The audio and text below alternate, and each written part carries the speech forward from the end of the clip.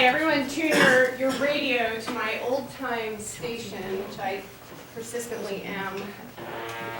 Wow.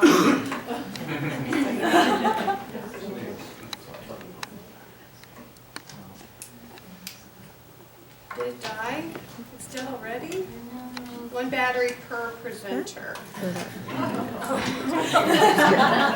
We're sucking the life out of the poor little thing. Yeah, it's working. Let me put it here. We'll pick up. It'll work. I'm pretty loud, so I don't think it'll be a problem. Are we ready? Okay, nothing like a burning book to get your attention, right? No. I'm Amanda Clark. I'm from Whitworth Library. Slide. And today I love this format. It's a little elongated. Okay, slide. And I will be speaking about the library as place today.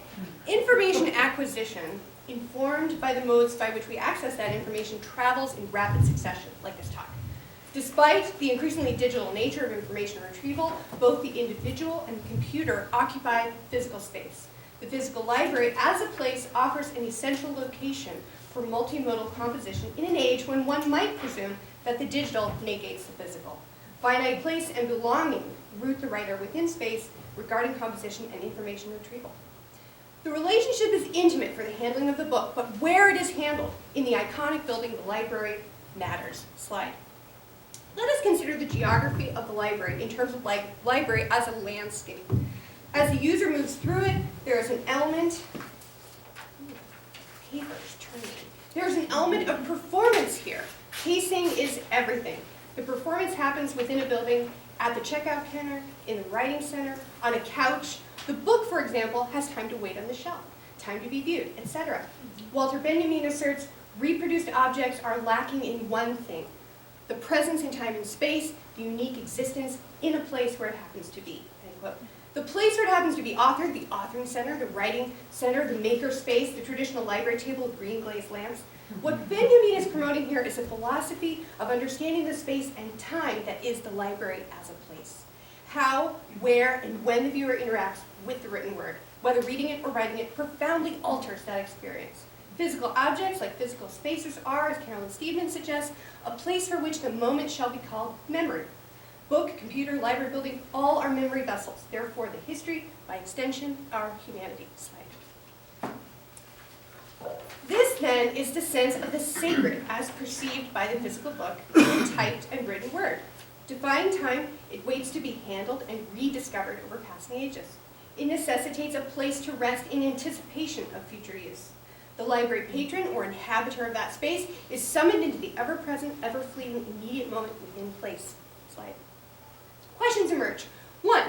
How is the book bound within experience and experienced in space and time? 2. How does the library function as a container of objects? As a starting point for analysis, and in the vein of Erwin Panofsky, I consider the library as place in 3 modes. Slide. 1 is simply a building, a space. 2, the iconography of that thing, considering the meaning of it in terms of symbol, right? Library as iconic of the university as a whole, for example. 3, the iconological implications of that thing, seeing it as part of the larger context. Seeing the library as a place in society, for social gathering, for solitary work. The discourse of the building itself is speaking to us. The physical book itself is seen as a place for research. Even more so, the library as a place for multimodal research and composition experiences. Slide. Artist Julie Chen, her work illustrates the issue of place, space, and time. In the Guide to Higher Learning, here, 2009, questions are posed as flaps are unfolded, and the viewer is brought into the moment through sequence of the folds and time of the paper unfolding before them. In a way, it's a participating, simulated origami. The notion of space is defined here as here, and the here is shaped by the space I occupy. The viewer, the I involved with the moment of reading and composing, is here in the library, interacting with a particular item in a particular time, providing a foothold for the finding of place. Slide.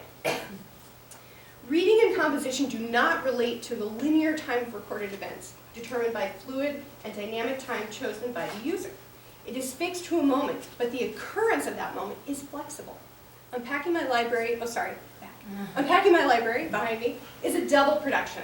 Like an infinite retreat of images of mirrors facing one another, the viewer is posed with pondering a book, or a series of books within a book, within time and within space they occupy now, then, and in the future. Slide. The experience is defined by the physical format, the medium of the object itself. Through the medium, a particular communication occurs, a communication that is rooted in the space-time-place relationship.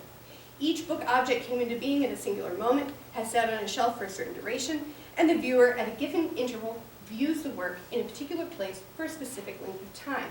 There is a provenance at work here, and that itself is rich historical record. It is through material density that the viewer locates meaning and finds essentially the sacred. One strand of continuity is the concept of space. The space of the library, the space of the physical book, the space that the written word on a physical page occupies. Another strand is materiality, that of the physical book as object and the library as place. Paraphrasing librarian Jesse Shera, consider the reading of a library as engendering an increase in humanity and humaneness. Slide. In this making of history, the creators of composition, of book, and of building hold a role of offering an intimate vessel of communication and cultural capital. In his famous rear-view mirror statement, Marshall McLuhan asserts, what we ordinarily think of as present is really past. How we author, compose, where we write, and when offer views into a distilled material culture and reveal a future that includes a place for the physical book and a place for the library. Slide. The linguistic turn emphasized the intersection between language and knowledge. The spatial turn of critical geographers attends to the importance of recognizing that space and time touch every aspect of studied knowledge. The physical object is a cultural record, an expression of the modern lived experience, a creative record to social memory. To quote Kierkegaard, life is lived forward and understood backward. My approach is an exchange between researcher and research. That one, there is power, slide. Oh wait, go back. That there is power to the physical experience, an intimacy evoked by materiality. Two, that physical books and physical occupants of space must not be conceptually removed from physical space and time. And three, libraries are repositories of social transcripts. As Heidegger asserts, let us go to the work and ask it what it is. In this case, the work is the library as place, and the result of the asking is a critical examination of the significance that these render to our understanding of ourselves. Thank you.